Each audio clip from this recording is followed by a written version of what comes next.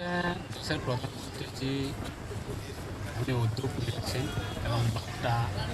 আবেদন রেখেছেন দেশের প্রত্যেক নাগরিকদের প্রতি, যে আমাদের দেশের বর্তমান পরিস্থিতিতে দাঁড়িয়ে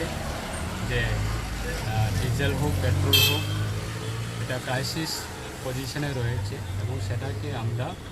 সেভ করার জন্য এবং দেশের ইকোনমিক সেটাকে সেভ করার জন্য এবং কোনো ধরনের যাতে আমাদের সাধারণ যারা নাগরিক যাতে অসময়ে যাতে এই পেট্রোল ডিজেলগুলি যাতে অপচয় না করে সেটাকে বার্তা পৌঁছানোর জন্য আমরা রাজ্যের মাননীয় মুখ্যমন্ত্রীর নেতৃত্বে এবং সকল আমাদের মন্ত্রী মহোদয়গণরাও সেটা উদ্যোগ নিয়েছে এবং আমি নিজেও আজকে সকাল থেকে আমি গজ্জি আমার নিজের বাড়ি থেকে আমি আগরতলাতে এসেছি। গজ্জি বাড়ি থেকে গজ্জি রেলওয়ে স্টেশনে আমি অটো দিয়ে আমি